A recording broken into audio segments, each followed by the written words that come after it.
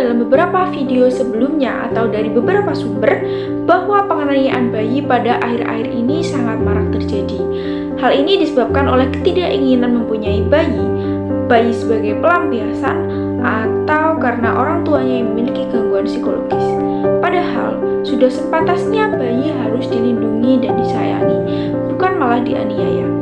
Beberapa sumber menyebutkan bahwa pelaku penganiayaan bayi tidak bukan adalah orang tua mereka sendiri.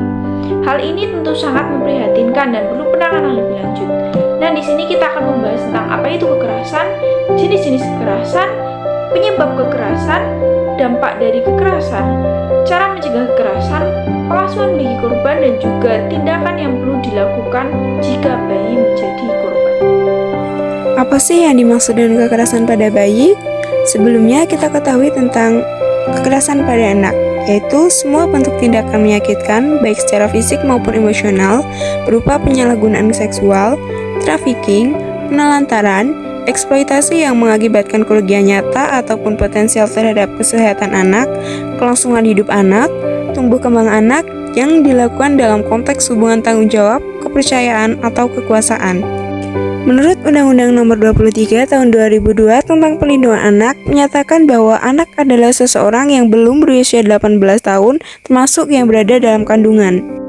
Jenis kekerasan terhadap anak menurut P2TP2A yaitu kekerasan fisik berupa pukulan, tamparan, tendangan, dan lain sebagainya, kekerasan emosional berupa kata-kata yang menakut-nakuti, menghina, mencaci maki, maupun mengancam, kekerasan seksual berupa pornografi, perkataan porno, dan pelecehan organ seksual anak, pengabaian dan penelantaran yaitu segala bentuk kelalaian yang melanggar hak anak dalam pemenuhan gizi dan pendidikan, serta kekerasan ekonomi atau eksploitasi yaitu mempekerjakan anak di bawah umur dengan motif ekonomi.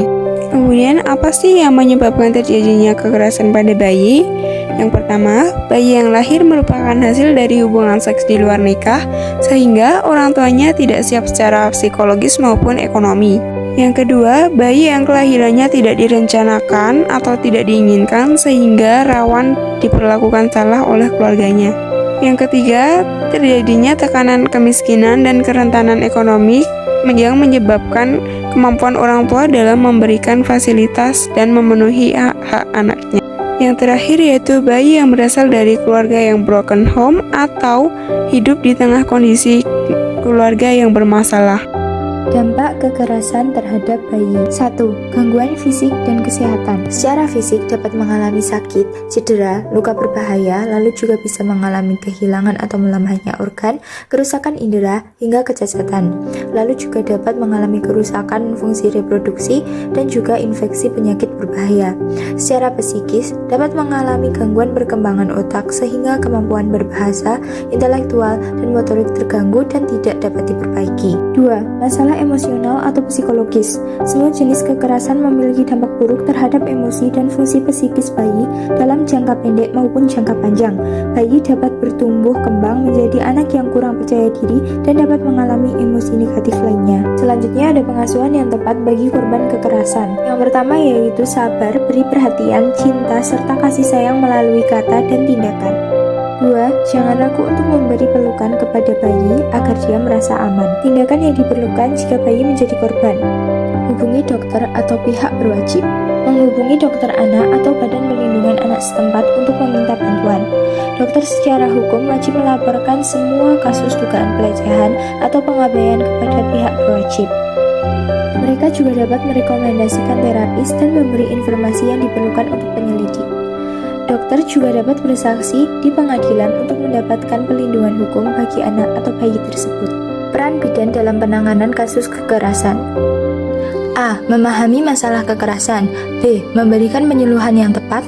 C. Dapat memberikan anamnesis. D. Dapat memberikan empati dan dukungan. E. Dapat memberikan pelayanan medis, konseling visual yang sesuai dengan kebutuhan, merujuk ke fasilitas yang lebih memadai dengan cepat dan tepat. F. Dapat mengidentifikasi korban kekerasan dan dapat menghubungkan mereka dengan pelayanan dukungan masyarakat lainnya. Bagaimana sih cara mencegah kekerasan terhadap bayi? Yang pertama, dapat dilakukan dengan menyadari bahwa anak merupakan pemberian dari Tuhan yang harus dirawat dan disayangi dengan sepenuh hati. Yang kedua, mempersiapkan diri sebelum memutuskan untuk mempunyai anak, baik persiapan psikologis maupun persiapan finansial. Yang ketiga, lebih memahami pertumbuhan, perkembangan, dan perilaku anak sesuai dengan usianya, termasuk apa yang dapat menjadi sumber gangguannya. Yang keempat, berlatih mengelola emosi dalam mengasuh anak. Yang kelima, mau dan berupaya belajar cara berinteraksi dan membangun disiplin anak tanpa kekerasan. Yang keenam, menjaga keharmonisan dan siap memperbaiki kualitas hubungan di dalam keluarga, baik antar orang tua maupun dengan anak. Yang ketujuh, aktif dan terlibat dalam kelas pengasuhan di lingkungan masyarakat untuk saling belajar dan mendukung antara orang tua dan pengasuh.